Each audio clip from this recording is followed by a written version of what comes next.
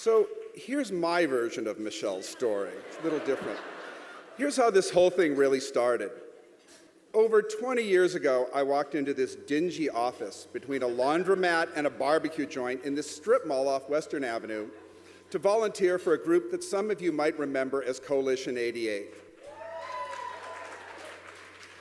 They were working on insurance reform, and they were also trying to stop oil drilling off the coast of Santa Barbara.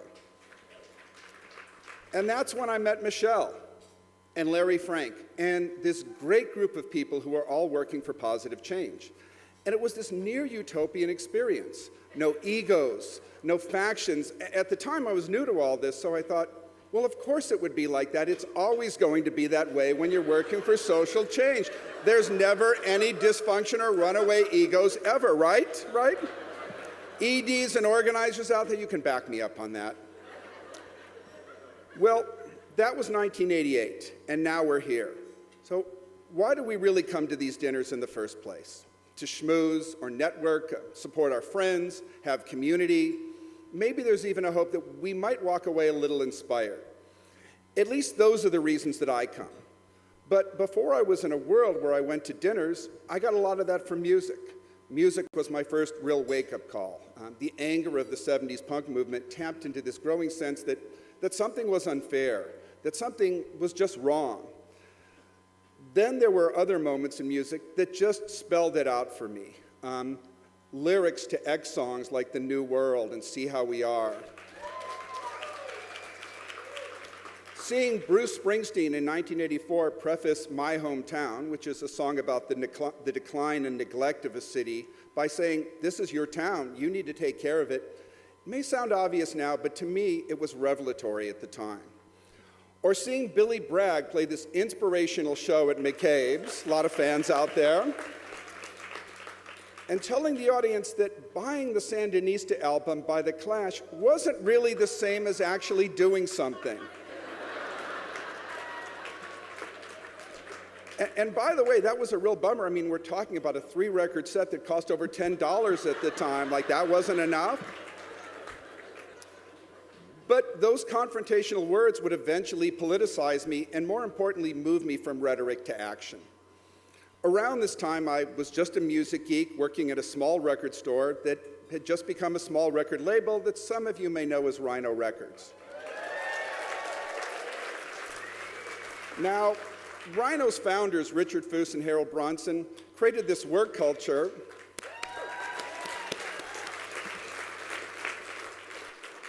They created a work culture that encouraged and promoted community service and giving. You got paid time off for volunteering. 2% of the profits went to community-based work. I'm always going to be grateful to Richard and Harold because they put their money where my mouth was at the time. And I got to be a part of this culture while having a career based entirely on my passion for music. So being a record nerd actually paid off. How great was that? But let's get back to that mini mall for a second. Coalition 88 turned out just enough votes to pass insurance reform and stop oil drilling. And that's when I realized this stuff really works. It's because of that experience and so many others like it I've had with them since then that Larry and Michelle really became my political mentors and are to this day. Larry introduced me to this world of community organizing, and Michelle introduced me to Liberty Hill, where I really began to understand that whole concept of change, not charity. Now, at Liberty Hill, I learned about parts of the city that I'd driven past so many times, but essentially ignored, and I found out some really terrible things can happen here. Like a contractor dumping this mountain of concrete from the collapsed freeway in a residential neighborhood, essentially ruining the quality of life for people there. Or airport taxi drivers that work 80 hours a week because they can't make a living wage and then get threatened with losing their jobs if they even complain. Or that even in progressive, cool, enlightened Los Angeles, lesbian, gay, and transgender students are harassed every day and bullied, sometimes with the approval and even the support of teachers and administrators. Then I found out about some of the best things that can really happen in this city because of the work of a lot of people in this room.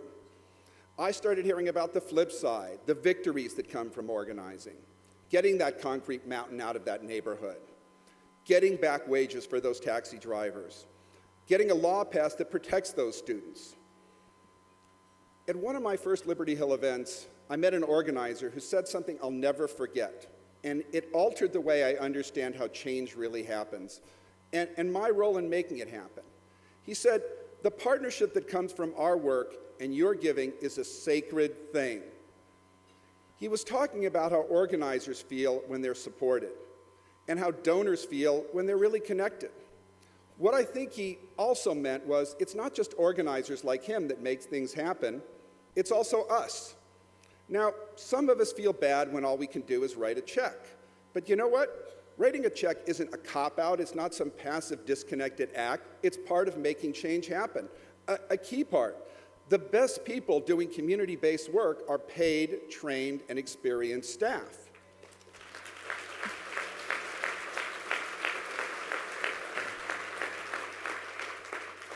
Without those checks, they don't get hired. That work just doesn't happen.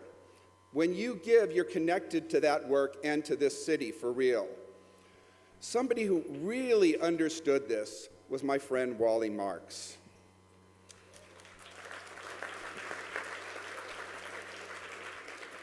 "20 years ago, Wally invited me to my first Liberty Hill dinner.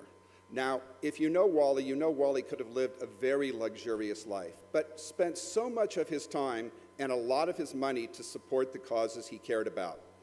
And he got his friends to give money too. About 10 years ago, he was given the Founders Award. Now, Wally was somebody back then that I aspired to be like, and I'll always aspire to be like Wally.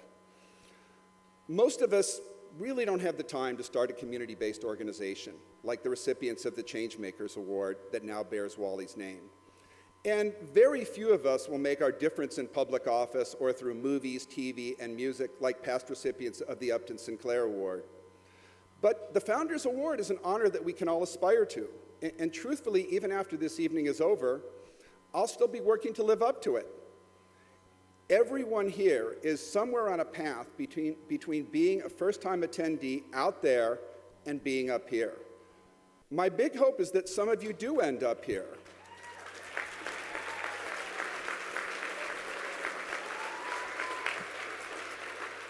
And that you'll be up here bothering your friends, encouraging them to go to meetings and fundraisers and hold house parties because you understand how important it is, because really, that's how this whole pyramid scheme is supposed to work. But while I am up here, I want you to know what an honor is to receive this award, how much it means to me to have been involved with Liberty Hill for just so long. And I want to congratulate my fellow honorees. Margarita, I've known you as long as I've known Liberty Hill, and you were a big part of so many of my best experiences. Tim, I just found out about your work 6 months ago when they started planning this dinner, and I'm blown away by the creativity of what you do, and more importantly, the real results that come from how you do it. I want to thank Sarah Pillsbury for recruiting me to the board and starting Liberty Hill in the first place. That's why we're all here.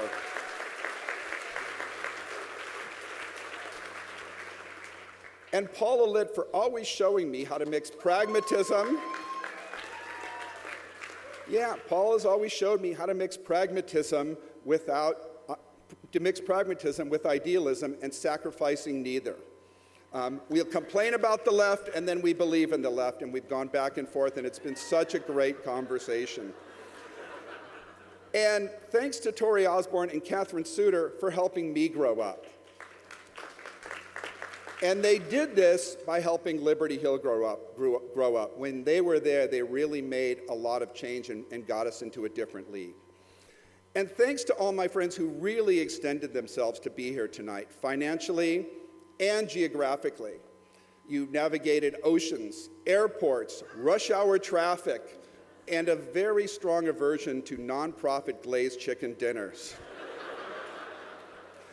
I'm especially grateful to those friends who came that don't share my ideology or my political opinions. I know it's shocking, but sometimes people disagree with me.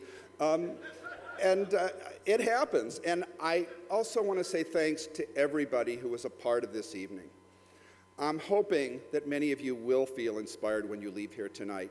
I do know that I'll see some of you up here in the next 5 or 10 years. Thank you very much.